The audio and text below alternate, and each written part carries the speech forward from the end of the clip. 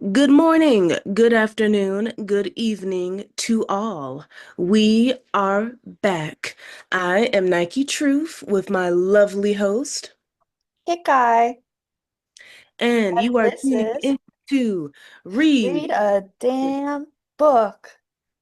Woo! Yeah. Welcome back, welcome back. Episode three.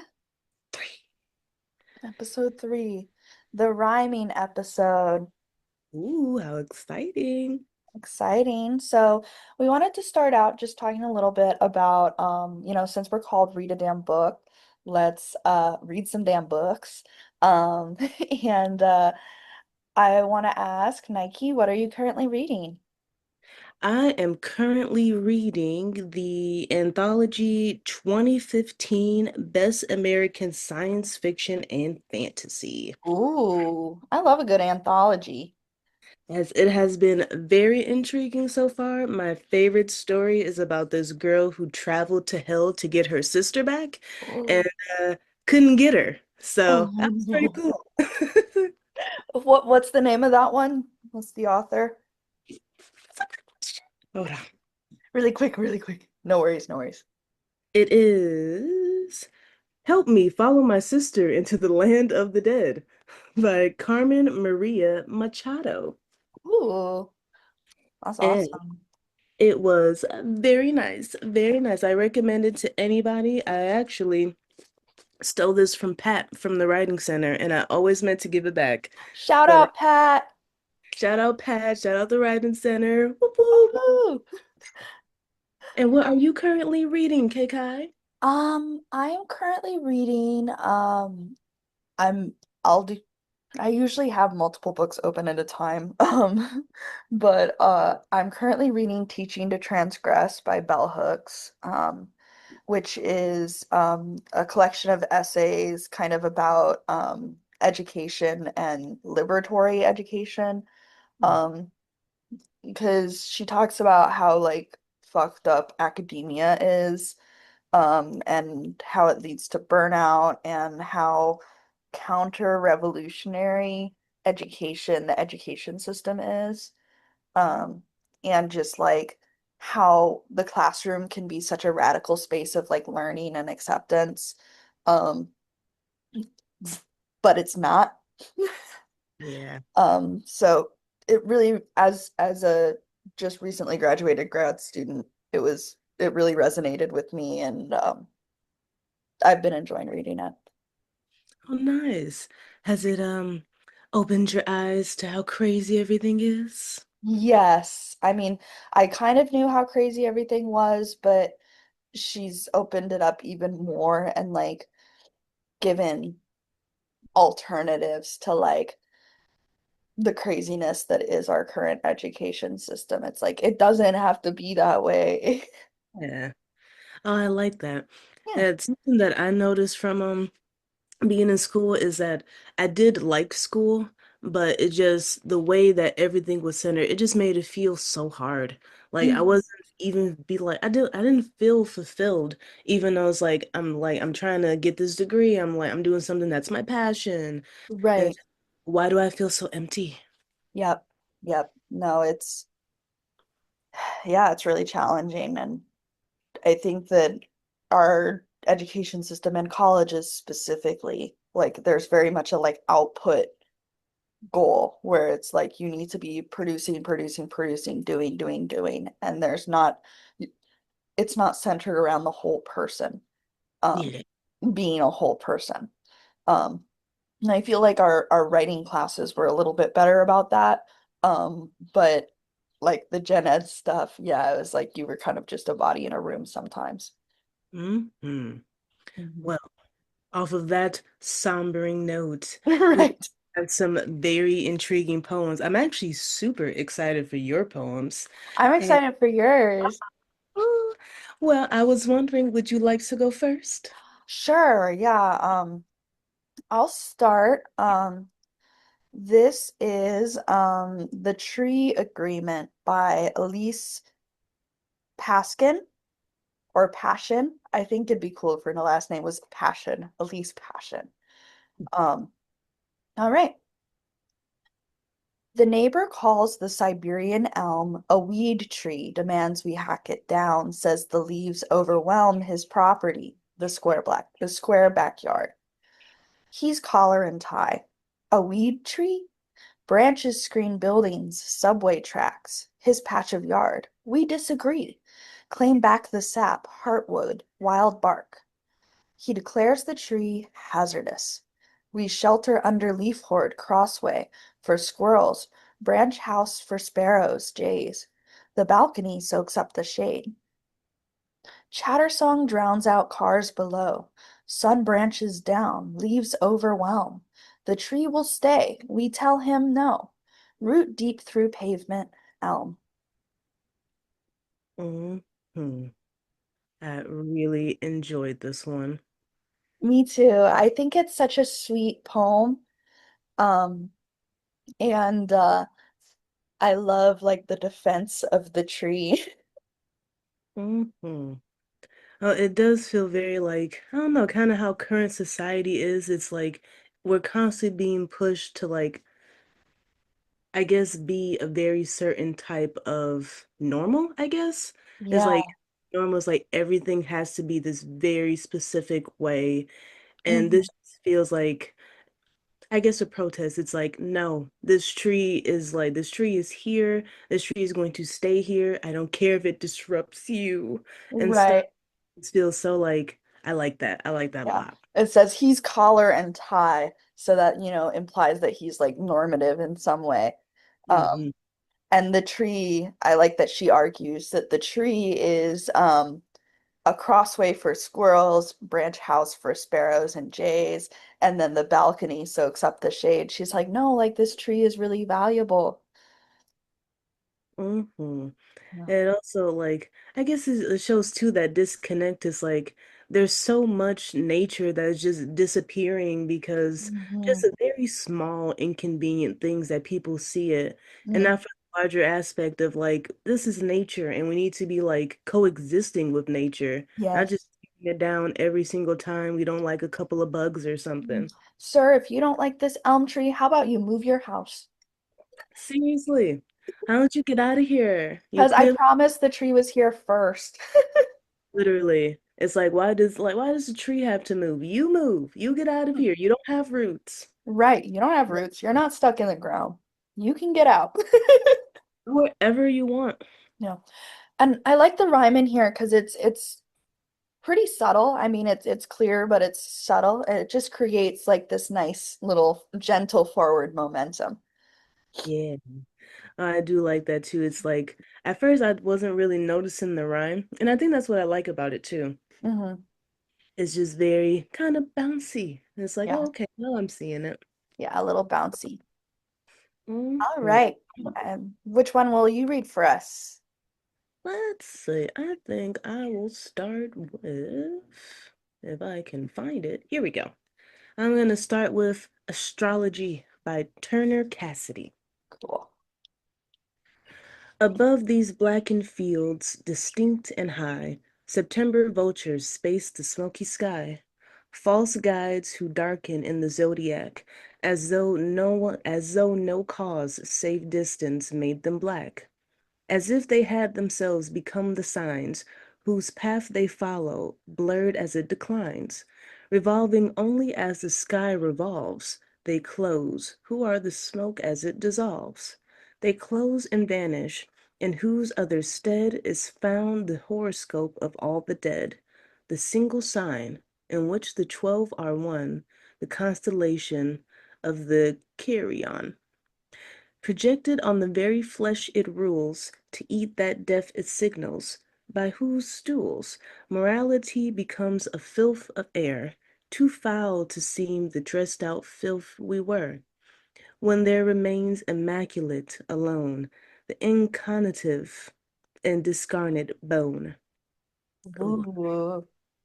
Woo.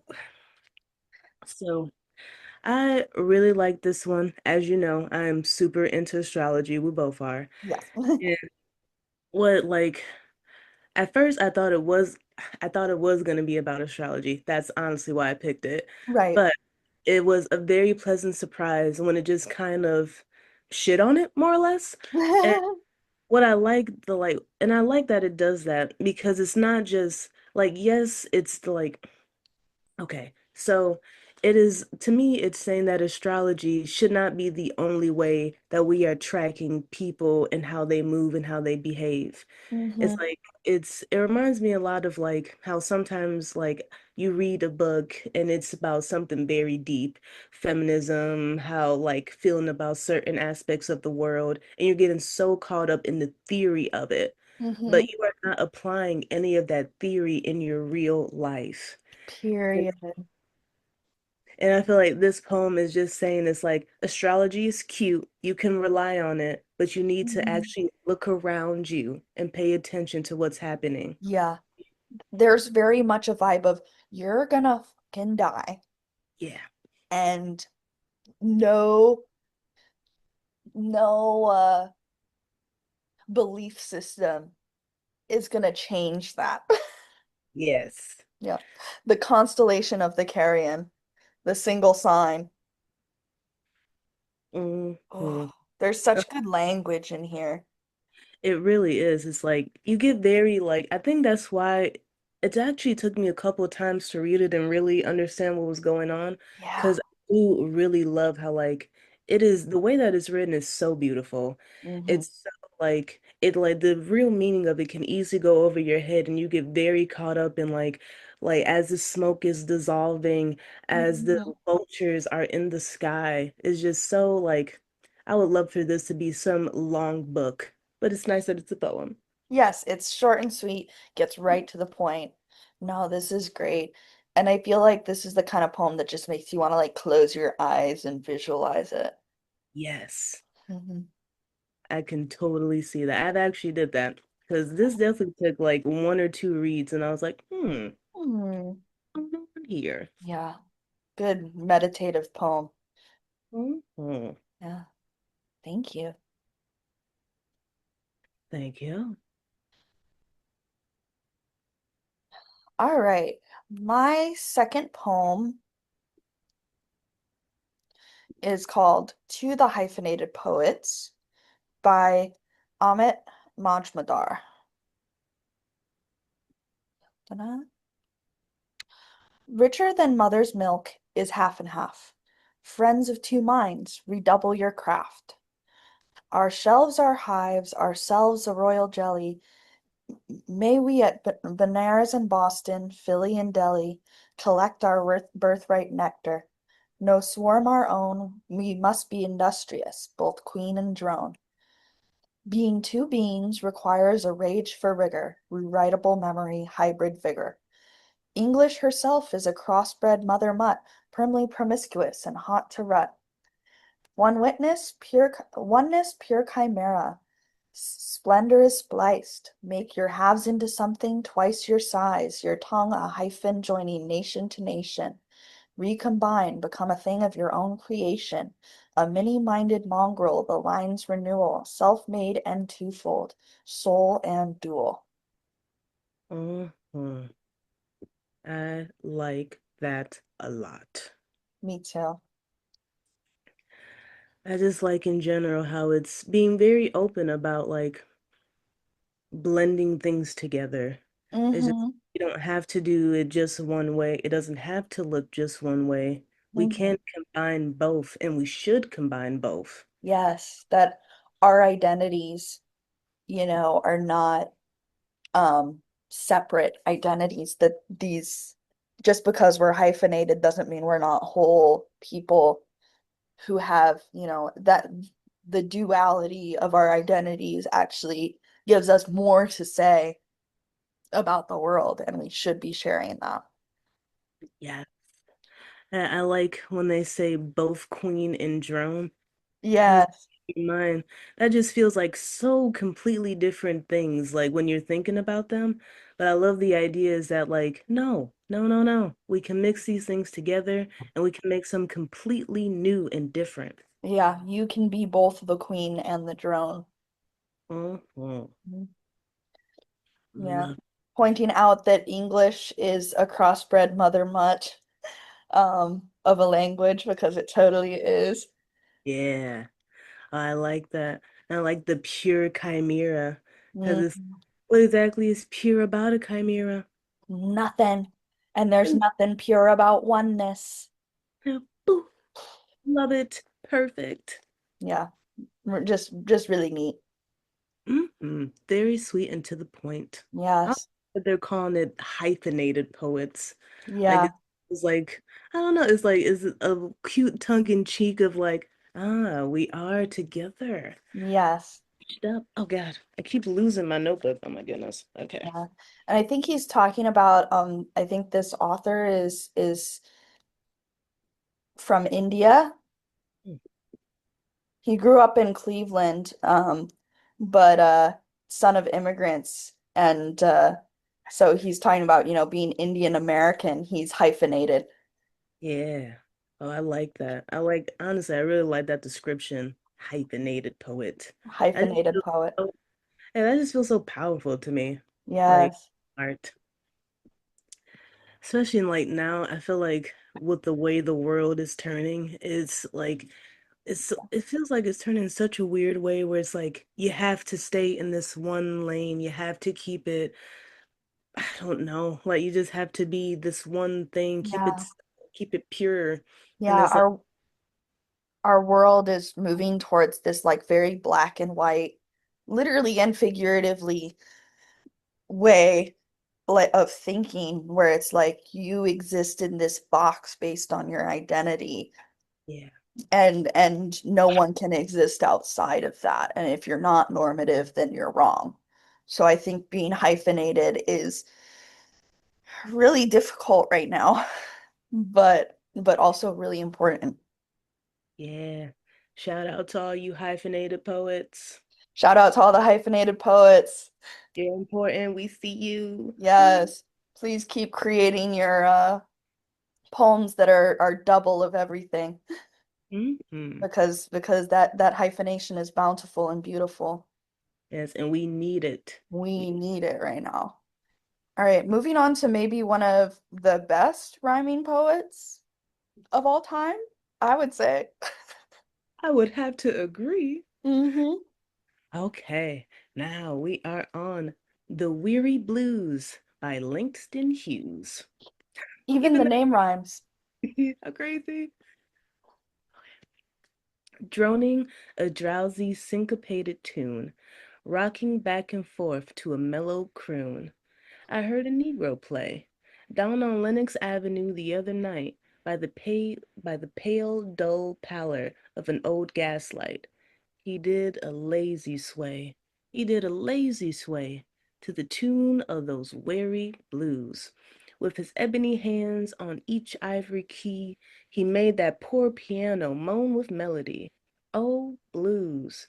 Swaying to and fro on his rickety stool, he played that sad, raggy tune like a musical fool. Sweet blues, coming from a black man's soul. Oh, blues.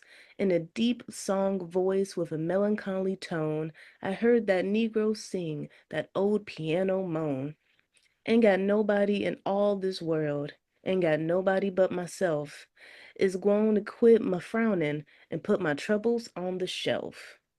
Thump, thump, thump went his foot on the floor.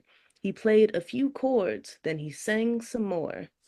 I got the weary blues and I can't be satisfied.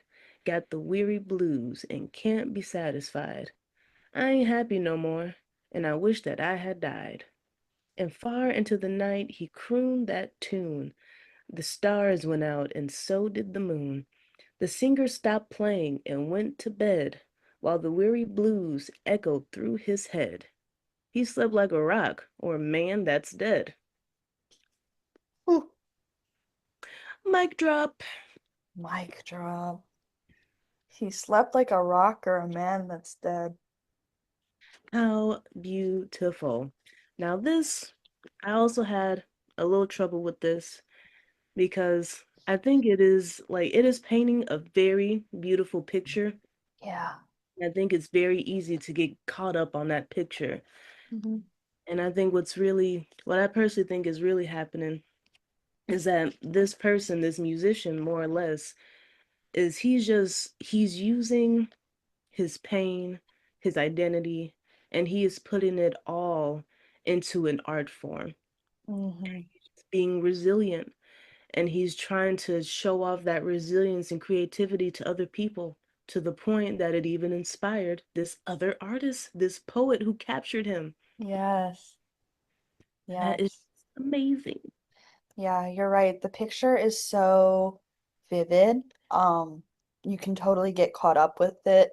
I mean, he's so specific about where this is happening, the man who's playing, how he's moving. But, the words that he's singing are so sad. Hmm. He can't be satisfied. He wishes that he was dead. But yeah, you're right. He's transforming it into music. Um, the stars went out and so did the moon.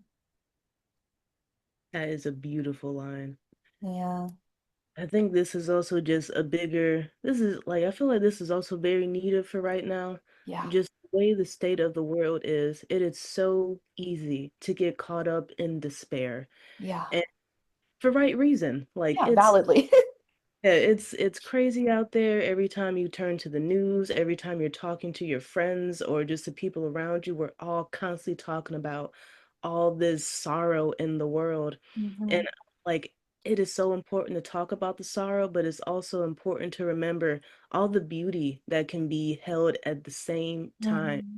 Like all the resilience that we need as people. Hmm. Just in general, just especially for creative people, I think it's like I understand that the world is sad and you feel sad, but you Hmm. have to create. It Yeah. doesn't have to be good or even out to the public, but you No. should transfer that pain into something beautiful just for Yes. yourself, if no one else. Yes. Well, and I think this really speaks to how creativity and art is a form of resistance, and especially these like physical forms of like singing and playing an instrument and stuff like that, like because you feel it in your body, right? Moving your body in a way I think is incredibly healing, Mhm. um especially at this time. And I think this is also such a apt poem for now because it speaks to the issues that the United States has had in the past that we haven't fully reckoned with. Because right now, what we're still dealing with is white supremacy, and white supremacy is what's probably fucking exhausting the guy who's playing the piano in this poem. Honestly. But it's like people have resisted for generations and been resilient, specifically Black people have been resilient for generations because of the music, because of the art that they've used to keep themselves going. And art continues to save all of us. Mhm. I feel like this is a very big push right now, especially with all of this AI mumble gumble. And it Yeah. feels that in itself is trying to take away from people putting effort into art. And Mm-hmm. like, no, keep doing your art, even if Mm-hmm. you feel like it's not good, even if you feel like no one will see it. This is not the time to stop doing art. Yeah. Don't let the robots win. Don't Don't let let the it, robots win. you do your art and you be proud about it. Yes. Even if it's shitty. I didn't write silly reader insert fanfic on the internet in the 2010s for y'all to be writing your fanfic with AI now. Please, please do better. It's like, please do not disrespect all the fan fiction writers before you. Don't Hmm. do it. Don't disrespect all the writers and the poets and the artists. Don't disrespect them by not even trying and just putting it all into some weird algorithm thing. Don't do it. Stop. Because it's so much more healing to do it yourself. Absolutely. I Yeah. think that's what's like, that's what's getting lost now. We're like Mhm. turning into some weird artless society. We're not appreciating what it used to be. Yeah, I think we're just being taught to consume, consume, consume. But we Hmm. need to create. We need to have that balance. Absolutely. shaking my fist, getting off my soapbox. Right, right. Well, another soapbox, and it's funny because I wrote this question, but I'm not sure if I have a like good answer to it. How do you find your rhythm? I was actually struggling with that question myself because I don't really know. Yeah. Honestly, like my whole, I guess, artistic way of approaching art, it's so all over the place.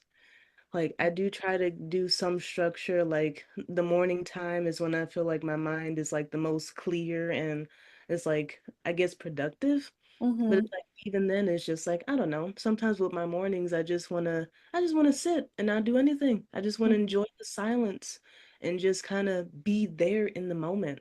Mm-hmm. I don't know. It's a good question. It's super hard because like Yeah. I don't really know. I Yeah. don't have anything. No, well, and I think in a way, like sitting in the silence is also finding your rhythm too, Ah, because you're listening to your body, right? yeah, good point. Good point. Yeah.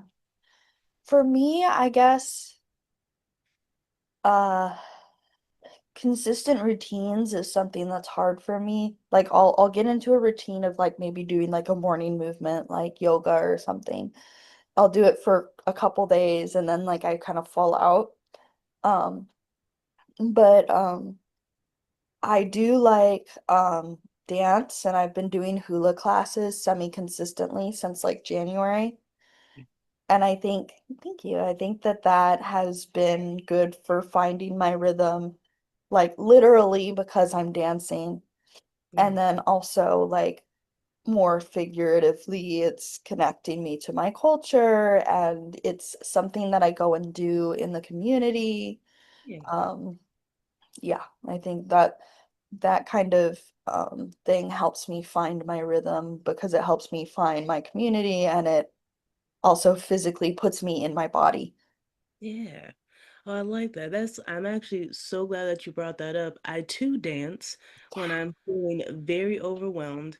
Like we've talked about this so much. I love music. I'm completely obsessed with it. Yes. And when I am in the house by myself, I go freaking crazy. It's a As you whole should. here. And but it helps me release so much. It just helps me feel more, like you said, just in my body. I feel more like real and like I feel like I'm understanding that better. Yes. It's so just healing. Yeah. I like to dance at home too, because you can actually dance like nobody's watching. Literally. And it's Yep. so free. Yes. And this goes back to the Weary Blues poem, like being in your body and expressing things out. It's the best way to process. I agree. Ugh, Mhm. there's a freaking, oh my God, some on my arm. Okay. Okay, stop. All right. Well, I think we can call it here, right? Oh, yes, yes. I think this was a very good discussion, Me too. very deep and very introspective, as they always are. As they always are. And I am so glad that y'all have also been here to listen to it. Very Mhm. grateful. And we will be seeing you for the next episode. What it will be, we don't know yet. Stay tuned. We don't know either. All right. Bye, everyone. See you later.